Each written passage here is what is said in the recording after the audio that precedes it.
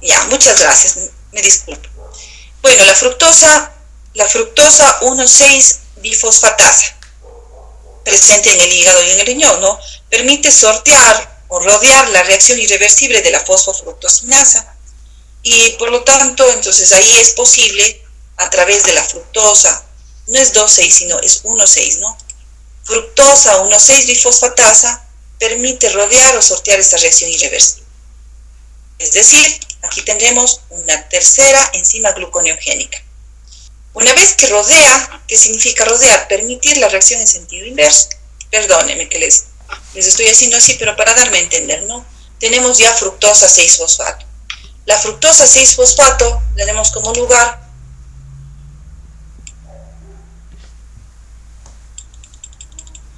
puede transformarse en glucosa 6-fosfato, porque saben muy bien que esa isomerasa cataliza una reacción reversible. Entonces utilizamos la misma enzima de la glucólisis para revertir la reacción y tenemos glucosa 6-fosfato. La glucosa 6-fosfato no puede transformarse en glucosa, ya saben muy bien. Por lo tanto, ustedes ya también pueden saber qué enzima necesitamos aquí para desfosforilarle a la glucosa. La cuarta enzima gluconeogénica. Para dar el sentido inverso no podemos utilizar la misma reacción porque es irreversible. Necesitamos ¿qué enzima? La glucosa 6-fosfatasa o glucosa 6-fosfato-fosfatasa, da lo mismo, ¿no? Entonces aquí necesitamos que esta enzima pueda desfosforilarle y tenemos glucosa. Ahora, una vez que tengamos la glucosa puede ir para dos cosas. Puede ir para el torrente circulatorio para exportarse o puede ir para la vía del glucógeno. ¿Cuál es lo más común? Para la exportación. Yo tengo esta reacción, la cuarta. En definitiva, la gluconeogénesis es una vía en donde existe inversión de la vía o se utilizan las mismas reacciones de la vía glucolítica, pero en sentido inverso, exceptuando aquellos puntos de la vía glucolítica en donde la reacción eran o son irreversibles. Esos puntos determina que nosotros tengamos, es decir, hígado y el riñón tenga otras enzimas para que son eminentemente gluconeogénicas. En definitiva, la diferencia fundamental de los tejidos gluconeogénicos es la presencia de 4 enzimas. La enzima clave, piruvato carboxilasa. Segundo, fosfoenolpiruvato carboxisinasa. Tercero, fructosa 1,6-bifosfatasa. Y cuarto, glucosa 6-fosfato-fosfatasa. Estas 4 enzimas determinan que el tejido hepático y el tejido renal sean gluconeogénicos. ¿Sí? Quiere decir que de todas estas reacciones de la vía glucolítica, prácticamente utilizamos en su mayoría las mismas reacciones de la vía glucolítica, que son reversibles, que son 7. Pero en cambio las reacciones irreversibles de la vía glucolítica no podemos realizar. Entonces, en la gluconeogénesis lo que determina es que necesitemos estas 4 reacciones para rodear a las reacciones irreversibles de la vía glucolítica. ¿Sí? Ahora, primero, entonces, ya estamos viendo que aquí entró el piruvato. El piruvato se convierte en oxaloacetato. Por favor, aquí hay algo muy importante. El oxaloacetato es fundamental en la vía gluconeogénica. Recordarán que el oxaloacetato, ¿de dónde viene? Aquí estamos hablando que el oxaloacetato,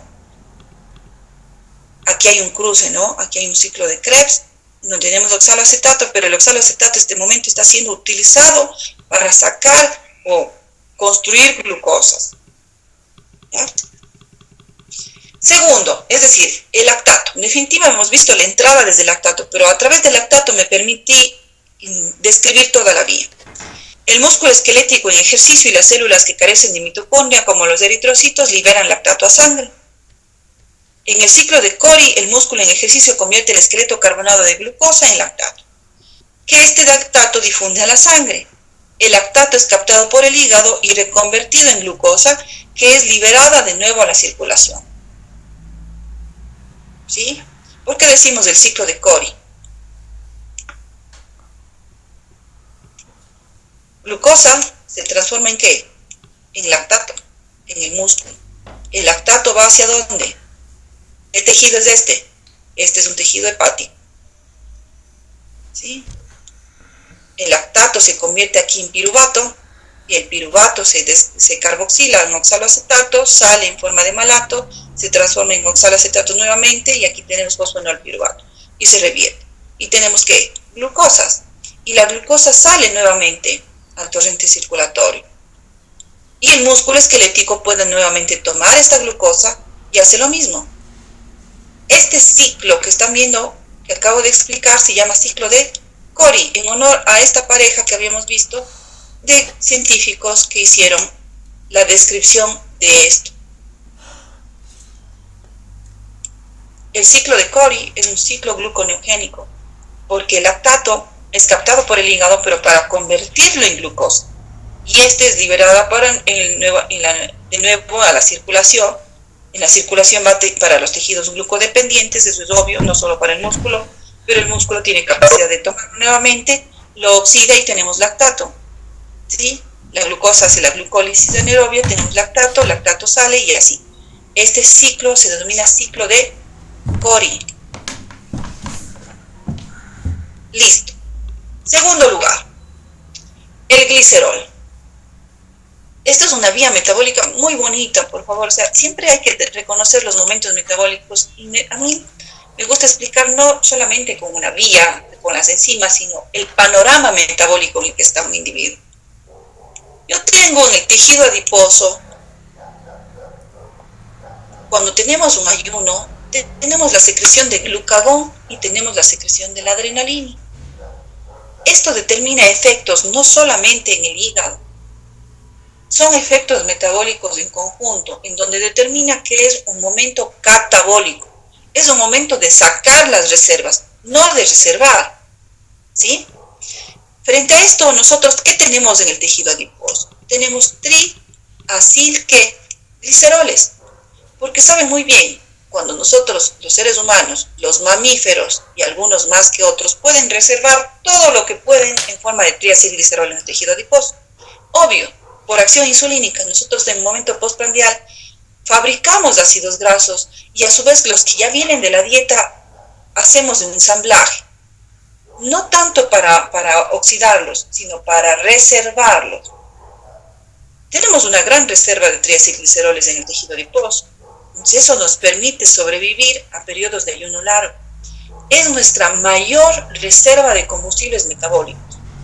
¿Por qué decimos nuestra mayor? Porque el glucógeno, 90 gramos en el hígado, multipliquen por 4 kilocalorías que produce cada uno, tenemos una reserva pequeña. En 400 gramos que estará en todo el músculo esquelético, es una reserva pequeña.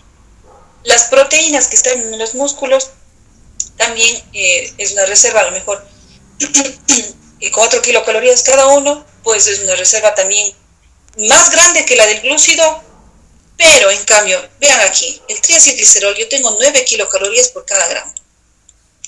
¿Sí? 9 kilocalorías por cada gramo.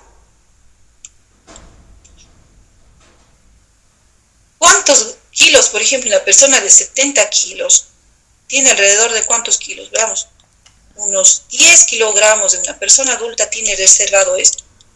Me estoy dando a entender el hecho de la importancia de las reservas en los seres humanos. En los mamíferos, ¿por qué hibernan? Porque sobreviven dentro de 4 meses de periodo de hibernación sin comer. Porque hicieron esto, reservar todo lo que pueden en su tejido adiposo. Y van sacando las reservas poco a poco durante todo el periodo de ayuno.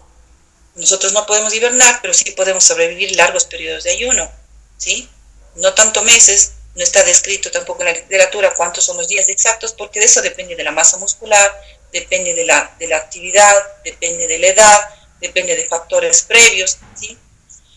Pero se ha determinado que sí podemos sobrevivir a semanas al menos, ¿no? En desastres naturales, personas que han quedado atrapadas bajo escombros y durante periodos largos, más de una semana, han sobrevivido sin consumo de glucosa. Entonces, ¿cómo lo hicieron? Es por esto, porque nosotros tenemos siempre reservas, ¿en dónde? En el músculo esquelético, y tenemos reservas en el tejido adiposo, y tengo reservas hepáticas también, ¿no? La hepática, pero el problema es que es un glucógeno muy limitado. Pero aquí está la importancia, aquí y aquí. Yo tengo reservas proteicas en el músculo y tengo reservas lipídicas aquí. El glucagón y la adrenalina, ¿qué es lo que hace? Manda una señalización intracelular para hacer lipólisis. Quiere decir que aquí yo tengo entre comillas voy a decir saco, da como resultado ácidos grasos al torrente circulatorio y ¿qué? Y glicerol. Recordarán ustedes la estructura del triacilglicerol. El glicerol más ácidos grasos. ¿Para qué los ácidos grasos? Para que sean utilizados para su oxidación y sean combustibles energéticos en el momento en que la glucosa está baja. Entonces, tejidos que pueden, en vez de oxidarle glucosa, oxiden ácidos grasos, tengan estos combustibles, como el mismo músculo esquelético, si está en reposo, oxida ácidos grasos.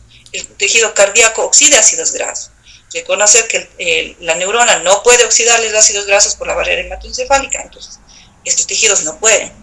Pero aquí es algo importante. Quiere decir que acción el glucagón y la adrenalina sobre el tejido adiposo manda una vía catabólica enseguida, lipólisis, a romper lo que tenemos reservado ahí y tenemos ácidos grasos más glicerol.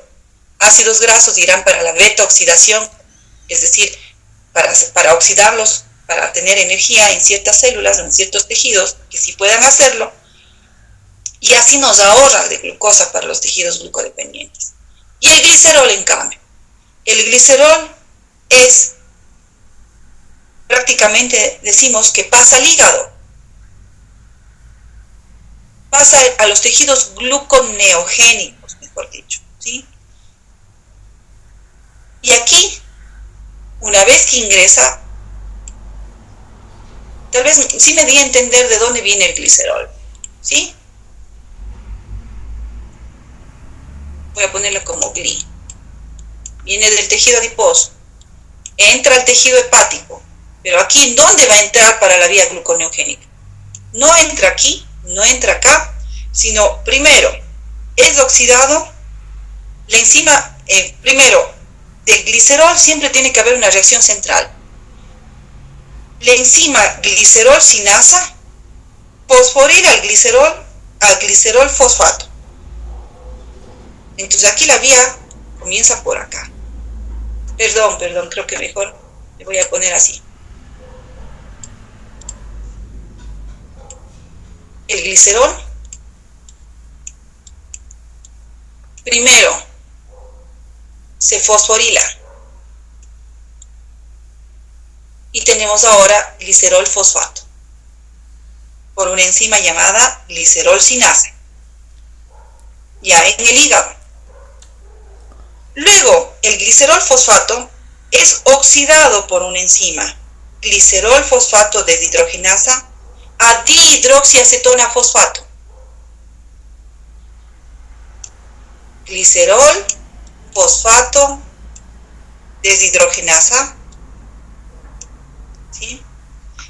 Es oxidado por el glicerol fosfato deshidrogenasa a dihidroxiacetona fosfato.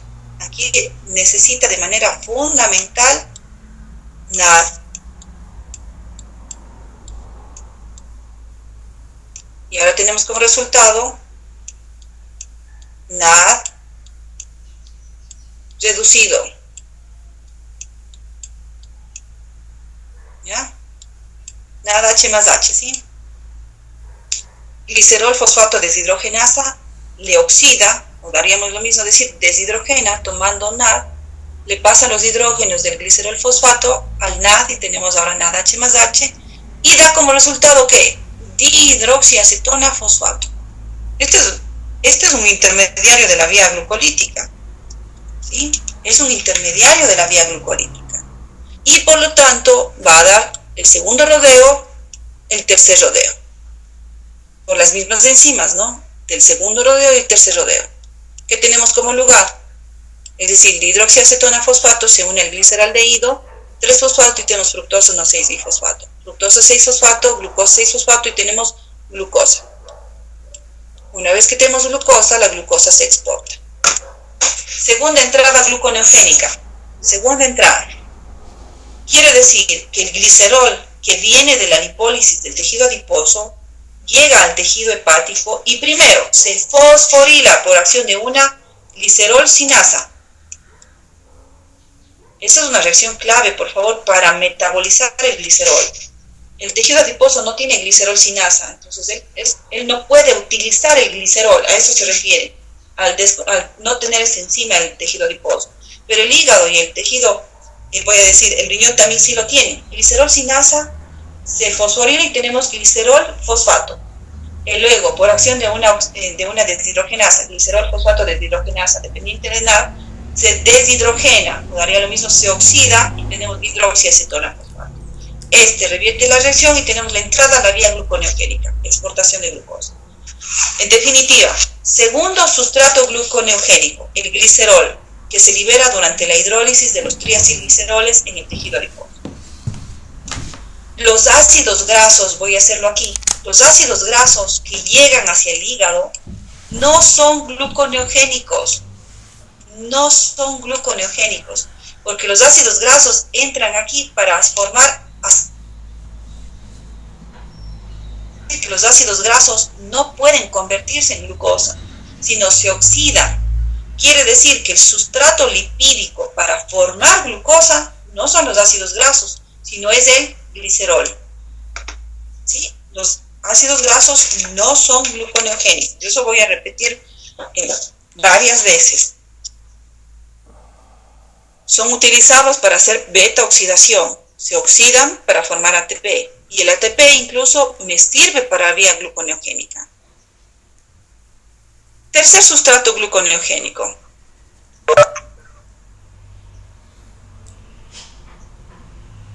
Miren aquí. Glucosa, el lactato, el piruvato, ¿no es cierto? Tenemos fosfonilpiruvato, glucosa 6-fosfato y tenemos esto. Glucosa sanguínea y para algunos. Triacilgliceroles, glicerol llega a la dihidroxiacetona fosfato, tengo la vía gluconeogénica. En plantas no nos va a interesar. Ahora, tercer lugar, aminoácidos que llamamos gluconeogénicos o glucogénicos, da lo mismo.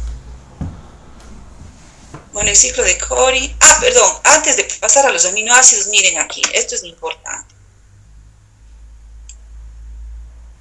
Los ácidos grasos que vienen desde la lipólisis no son gluconeogénicos, no lo son, porque estos aminoácidos, estos ácidos grasos, los ácidos grasos que generalmente oxidamos son de cadena par. Estos van dar como lugar a acetilcoenzima A. Pero el momento que yo tengo acetilcoenzima A, primera cosa, la acetilcoenzima A nunca puede convertirse en piruvato. La acetilcoenzima A, convertirse en piruvato es imposible, es decir, no es una reacción reversible, la PDH, piruvato deshidrogenasa, no puede convertirse en piruvato. Segunda razón, la acetilcoenzima A, cuando entra al ciclo de Krebs, se pierden los carbonos, se pierden CO2, se pierden los carbonos. Al perderse los carbonos, diríamos, sí pueden ser porque nos da la vuelta al ciclo y yo tengo como lugar oxaloacetato. Y el oxaloacetato me da glucosa. Las primeras reacciones del ciclo de Krebs generan descarboxilación, significa que estos carbonos se pierden. De tal manera que aquí, en esta primera parte del ciclo de Krebs, hay pérdida de carbonos. De tal manera que esto no puede convertirse en oxaloacetato.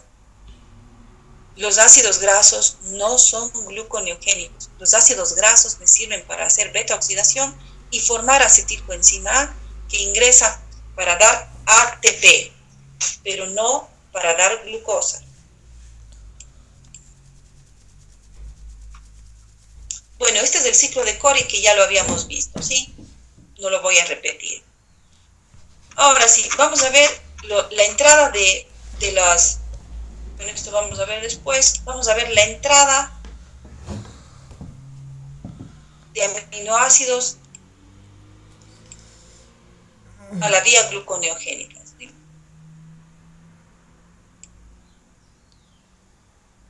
Ya. ¿Le pueden ver ahí? Está mostrándose... No. ¿Sí? No, doctora, no está.